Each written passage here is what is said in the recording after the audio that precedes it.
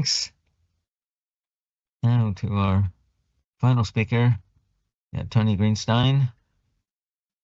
Over 4 decades, he has written numerous articles relevant to the theme, and now, recently, he published a book, Zionism During the Holocaust, The Weaponization of Memory in the Service of State and Nation. So, Tony, floor is yours. Okay, thanks. Can you see me? Am I highlighted or? I don't know how you operate this. I hate Microsoft Teams, I have to say. I assume you can see me. Okay, thank you, Les. The title is particularly appropriate, How Anti-Semitism Has Complemented Zionism, because in reality, Zionism and anti-Semitism have gone together like Hansel and Gretel, arm in arm. We've heard from Tony Lerman and Barnaby as well about how the new anti-Semitism and the anti-Semitism has been weaponized. But I think we need to be clear that this redefinition of anti-Semitism really is the property of our ruling classes and ruling elites. It hasn't percolated down to the mass of people. I mean, I wrote 30 years ago, over 30 years ago, in an anti-Zionist Jewish magazine, Return, which people have probably forgotten, an article, Anti-Semitism is the false anti-racism of the right. And I think we need to be clear about that this is a false anti-racism. And indeed, the reason why our rulers, Boris Johnson, Liz Truss, Keir Starmer, Donald Trump, etc., are so concerned about anti-Semitism is because of the virtual disappearance of anti-Semitism as a mainstream form of racism. It's precisely because Jews are not oppressed today, because they're not the victims today, that anti-Semitism is such a useful weapon. But if you asked, and I use the legal test here of reasonableness, the reasonable person, who is the man, I'm sorry, it's the law is very sexist, on the Clapham omnibus, what anti-Semitism is, then he will say anti-Semitism is hostility or maybe hatred or prejudice against Jews as Jews. He won't talk about opposition to the Israeli state as a Jewish state. So I think we have to get a sense of proportion. This is a narrative of the ruling class, of the imperialists. I mean, imagine, for example, Geert Wilders, the leader of the largest party in the Netherlands, the so-called Freedom Party. Where do you think Geert Wilders would have been in 1940, 1941, when the Nazis were rounding up Jews and attacking them in Amsterdam and in the Netherlands? Would he have been amongst their opponents? No, of course not. He would have probably been a member of the Dutch Nazi Party, the NSB. And the same goes for all the characters and the figures today. Would they have been opponents of anti-Semitism when anti-Semitism was a very real phenomena? Would they have been amongst those who opposed Oswald Mosley in the Battle of Cable Street in 1936? Of course not. I mean, I don't need to tell you that the Board of Deputies and the Zionists in this country and the Jewish Chronicle opposed any Jewish mobilization against the British Union of Fascists and National Socialists, to give it its full title, in 1936. The Friends of the Jews at that time, when Jews were being attacked as Jews, were the left, the communists, the socialists, the anarchists, and so on. It certainly wasn't their newfound friends today. So I think we need to sometimes come down to earth and show that there is a massive amount of hypocrisy and double talk and double think as well in the narratives that we are hearing today. And I think we also need to place what is happening in a context. And that context is that all settler colonial societies have seen the reaction of the indigenous population as being against them in terms of their own identity. White South Africans saw black opposition. Yeah, no, I've changed my mind. Yes, I would like. I think I've got competition. They saw opposition to apartheid as being anti-white. The same was true with the French in Algeria. The same was true with the Protestants in Ulster.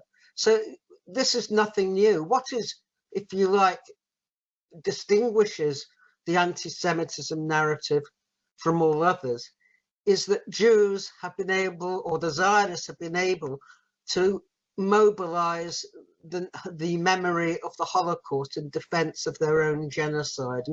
And they do that without even beginning to think that maybe when they talk about Palestinians as human animals, that was the actual phrase used by Heinrich Himmler in a famous speech at Posen on the 4th of October 1943 to senior SS generals, or when they talk about finish them off or exterminate them, or the most popular podcast in Israel, Two Nice Jewish Boys, talk about how wonderful it would be if they could press a button and erase all Palestinians at once. So there is no self-reflection by the Zionists as to the rhetoric that they use today. And of course, we know what's happening in Gaza.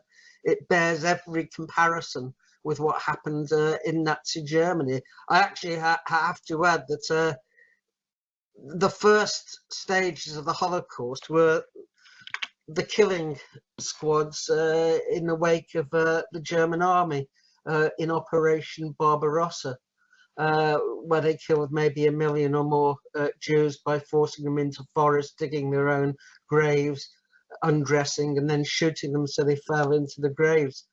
The reason why that was stopped was because of the psychological effects it had on the German SS. A senior SS general, von Beluski, approached Himmler at one point and said, "You're creating mental wrecks, psychopaths." And it was that which led, if you like, to the gas chambers. But the Nazis actually experimented with a number of forms of extermination or murder of Jews. One of them was actually blowing them up with explosives, but they found that was too messy and not efficient enough. I suspect that if they had had access to 2,000-pound bombs of high explosives supplied by the Americans, which of course have been dropped on residential areas in Gaza, they may have thought twice about whether gas chambers were the most useful means of extermination. But that, of course, is speculation. What we do know, and I also want to say that settler colonialism, indeed colonialism, has always had a sense of victimhood, and Zionism is not unique in that. I mean, the British Empire laboured under the illusion that it was the white man's burden. So we have to be clear that Zionism itself, and I'll deal with this in a bit more depth later on, has never fought genuine anti-Semitism. But as has been mentioned by a number of speakers, the first beginnings of Zionism were not Jewish, they were Christians. Indeed, the Jews were remarkably reluctant to adopt Zionism with the idea of a return to Palestine, for the very simple reason that their fight here was for emancipation, which was granted in 1858. And it's interesting to just have a quick look at some of the stages, because the two most prominent imperial figures in the Christian Zionism, the marriage of millenarianism to political and strategic objectives of the British Empire, were Lord Shaftesbury and Lord Palmerston, who was a British Prime Minister. And it was on Shaftesbury's insistence that Palmerston in 1838 opened a British consulate in Jerusalem and appointed a vice consul there, William Young, who was titled the Protector of the Jews. And this was followed up by a lead article in the Times of the 17th of August 1840, which called for a plan to plant the Jewish people in the land of their fathers. When Palmerston approached the Board of Deputies also in August 1840 to inquire about possible Jewish cooperation in Jewish settlement projects, he was rebuffed. And in a resolution passed on the 7th of November 1842, the Board of Deputies resolved that it is, quote, precluded from originating any measure for carrying out the benevolent views of Colonel Churchill respecting the Jews of Syria, unquote. It was followed up, 1845, the Frankfurt Rabbinical Conference renounced the restoration idea, voting that all petitions for the return to the land of our fathers and for the restoration of the Jewish state should be eliminated from the prayers. And the Pittsburgh Declaration of Reform Jury of 1885 declared, we consider ourselves no longer a nation, but a religious community, and therefore expect neither a return to Palestine nor the restoration of any laws concerning the Jewish state. And of course, Lord Balfour himself was a Christian Zionist. So Christian Zionism, the idea of the return of the Jews to Palestine, was not something that the Jews themselves had advocated. Indeed, Shaftesbury combined both anti-Semitism and Zionism. Shaftesbury was an opponent of Jewish emancipation in 1858. But Zionism itself, Jewish Zionism, when it began, it was really in 1881 as a reaction to the pogroms in Odessa.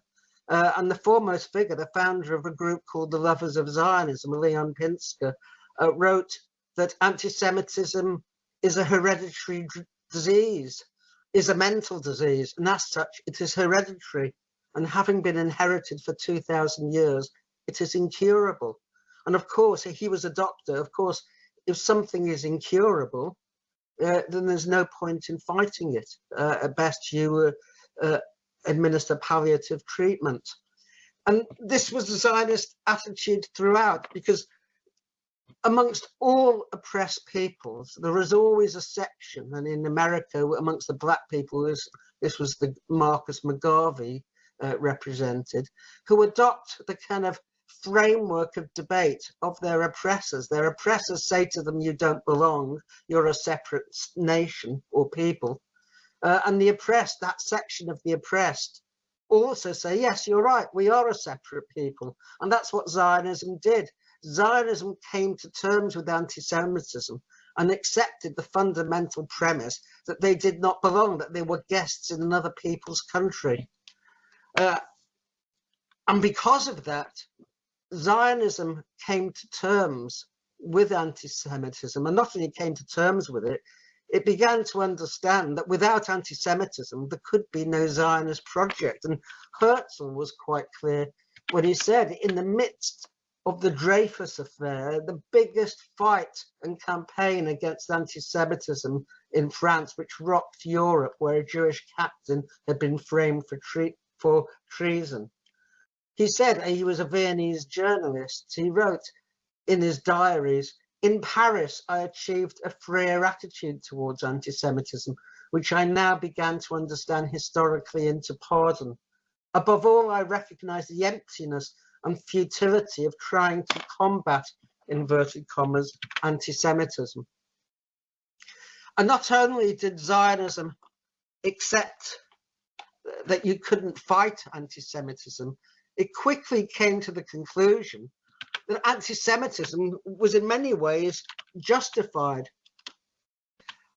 Jacob Klatskin, who was the editor of the Zionist organization paper developed from 1909 to 11, and the co-founder of the Encyclopedia Judaica, stated that if we do not admit the rightfulness of anti-Semitism, we deny the rightfulness of our own nationalism. Instead of establishing societies for defense against the anti-Semites who want to reduce our rights, we should establish societies for defense against our friends who desire to defend our rights. And that was the attitude of Zionists in terms of anti-Semitism. The anti-Semites said the Jews were a nation apart, and the Zionists agreed. The Zionists believed, as I said, that anti-Semitism could not be fought. And I give you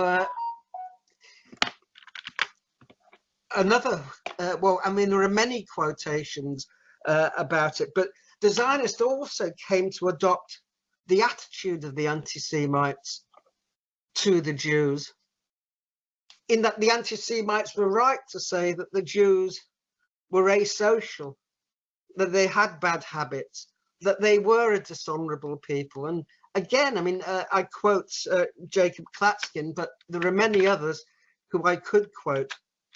And he said that the Jews were a people disfigured in both body and soul, in a word, a horror. At the very most, if it can maintain us in a state of national impurity and breed some sort of outlandish creature, the result will be something neither Jew nor Gentile. In any case, not a pure national type, some sort of oddity going amongst the peoples by the name Jew.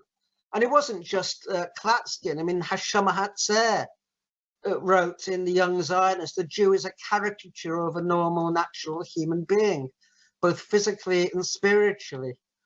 As an individual in society, he revolts and throws off the harness of social obligation, knows no order or discipline. And Hashem Hatzer was on the far left of the Zionist movement. They claimed at one point to be Marxist Zionist. Jabotinsky, the founder of the Revisionists, said the Jewish people are a very bad people.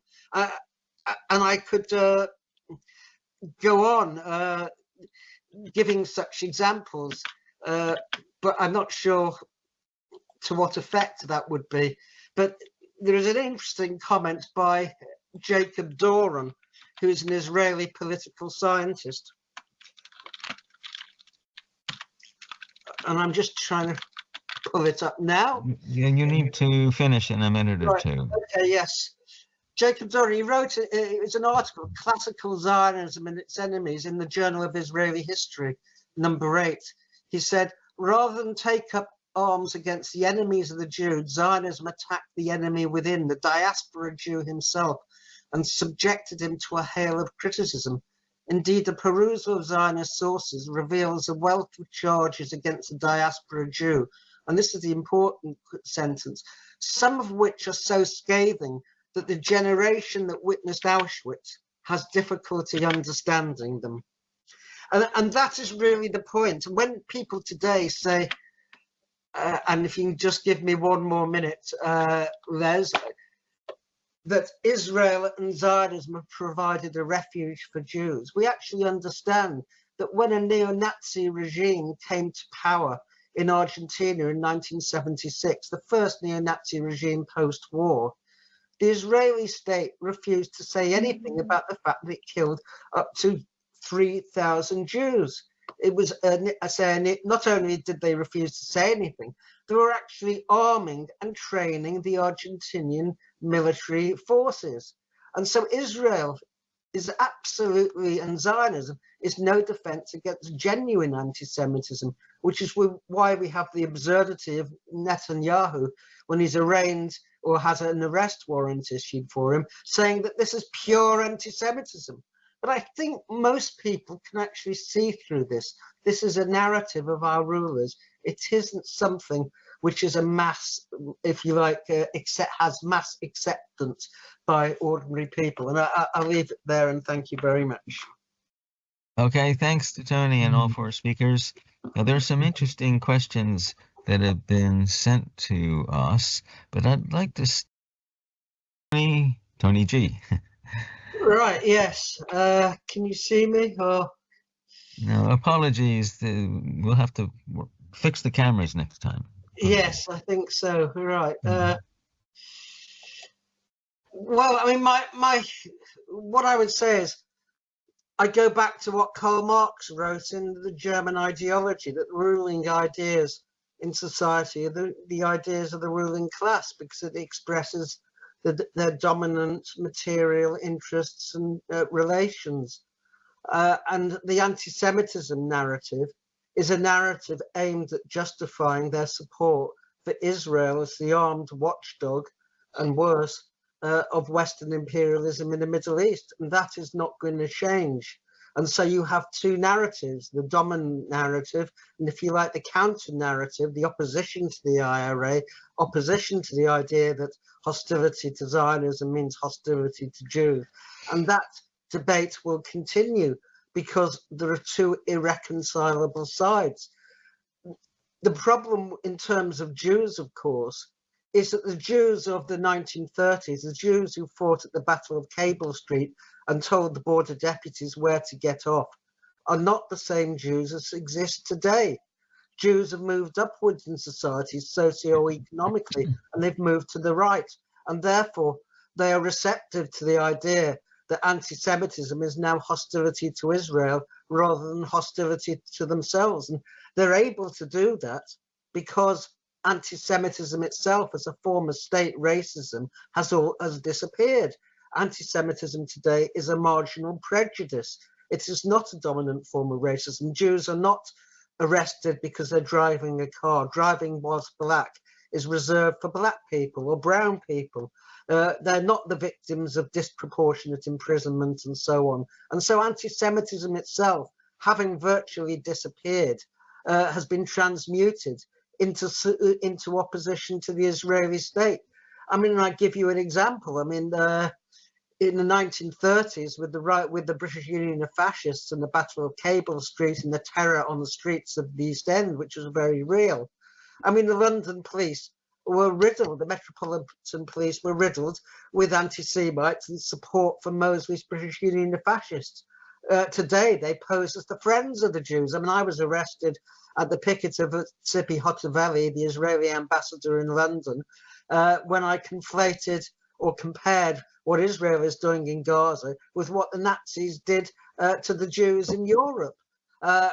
Although the charges were dropped because they can't sustain that, that is, if you like, symptomatic of the problem that the IHRA, although not a legal definition, has in practice become part of the legal code in which anti-Semitism is seen as the major problem of racism for our ruling class, because of course there's no other. But I think we have to comfort ourselves with the fact that people like Suella Braverman, a bigot for every season, who talks about the invasion of migrants. Where would she have been 90 years ago when anti-Semitism was a very real problem? Of course, she would have been on the side of the anti-Semites. And the same with all the bigots and reactionaries like Robert Jenrick today. So I don't think we're going to separate it because there are two very different narratives expressing two very different interests. The interests of anti-imperialists and people who support the Palestinians, and the interests of our ruling class. So this debate will continue, and this narrative, this counter narrative will continue as long as we exist in the society that we do.